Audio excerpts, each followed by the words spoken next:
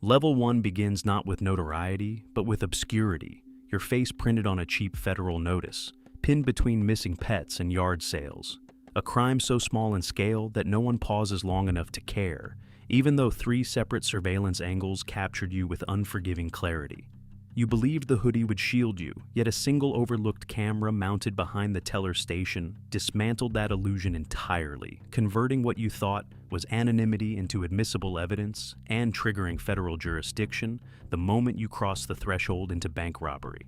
But at this stage, you are not a priority. You are merely a data point, assigned to an agent drowning beneath dozens of parallel investigations, who processes your existence through facial recognition software, circulates your image across interagency databases, then redirects his attention toward threats deemed more immediate. That operational delay becomes your first advantage, granting you a narrow 3-week window during which survival depends not on brilliance, but restraint, because most fugitives collapse under their own need to be seen, confessing to someone who will eventually become the weakest link. You resist that impulse entirely, refusing conspicuous spending, allowing stolen cash to sit dormant while you maintain routine employment, blending into civilian life so effectively that, within 6 months, your case transitions from active pursuit to administrative stagnation, a distinction invisible to the public, yet critical within federal systems. At this moment, you could disappear indefinitely, yet instead of vanishing, you escalate, and that single decision shifts everything. Level 2 emerges the instant repetition replaces randomness as you execute additional robberies across separate cities, unknowingly constructing a behavioral pattern that transforms isolated incidents into a coordinated threat profile, compelling the Bureau to assemble a focused task force. Though initially limited to 4 agents, this interagency unit operates with precision, assigning you an internal codename, the Hoodie Bandit, while aggregating fragmented intelligence streams into a unified operational picture that begins tightening around you. Public exposure amplifies the hunt, flooding digital platforms with your image, generating an avalanche of tips, most of them false, many contradictory, placing you simultaneously in multiple states according to witnesses whose certainty outweighs their accuracy. Yet the real threat isn't human error.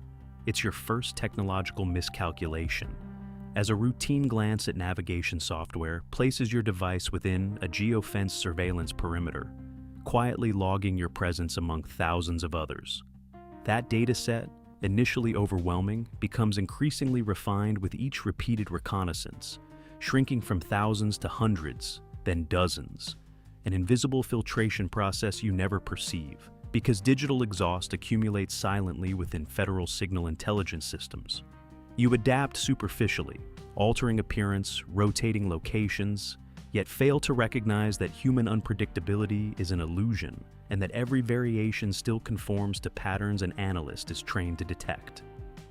Level 3 begins the moment violence enters your equation, when a security guard intervenes and you respond faster than instinct should allow, crossing the irreversible threshold from property crime into attempted murder, instantly elevating your status within federal priority rankings. The task force triples in size, incorporating dedicated intelligence analysts who reconstruct your behavioral blueprint, mapping geography, timing intervals, psychological tendencies, revealing a structure beneath your actions that you believed was random.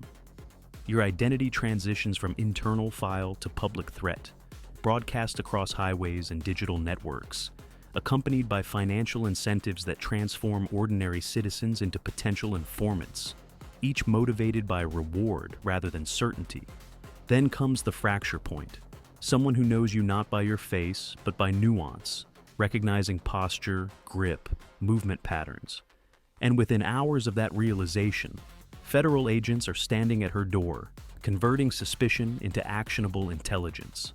Level 4 initiates a full-scale manhunt, where your anonymity dissolves entirely, replaced by a comprehensive profile encompassing your history, relationships, and behavioral tendencies, all extracted through systematic interviews and database integration. Your financial infrastructure collapses under federal authority, accounts frozen, communications monitored, and every digital trace you've ever generated repurposed into investigative leverage, while surveillance extends outward to anyone you might contact. Isolation becomes both shield and prison, forcing you into transient existence, cheap motels, false identities, constant movement, yet each decision narrows your options, compressing your operational freedom into increasingly desperate choices. Desperation drives you toward risk, selecting a remote target you believe lies outside federal focus, calculating that obscurity equals safety, unaware that modern surveillance systems have erased that distinction entirely.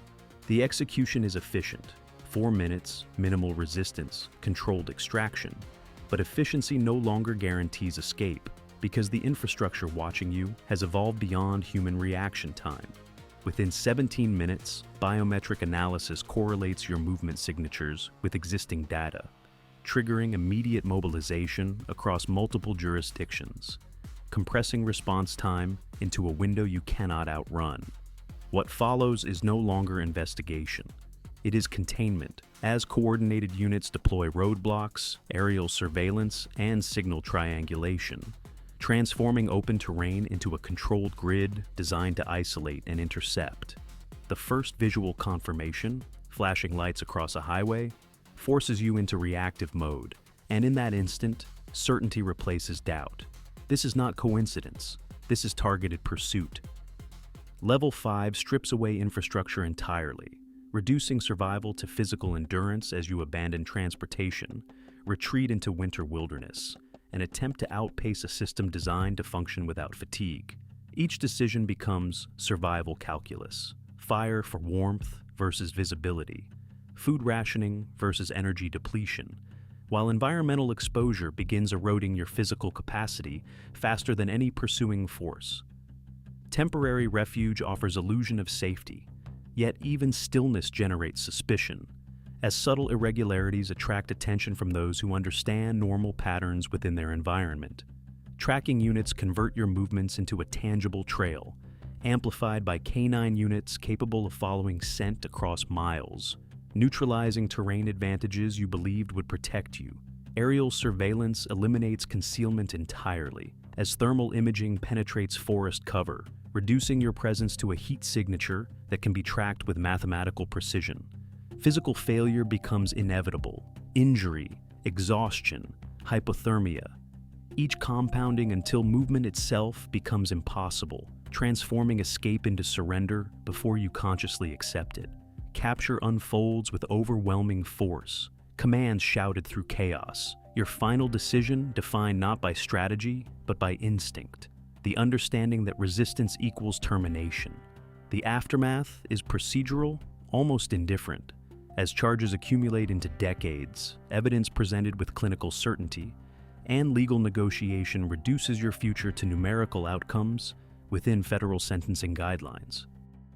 Incarceration replaces pursuit, transferring you into a system designed for permanence, where identity dissolves into classification and time ceases to function as a meaningful measure of existence.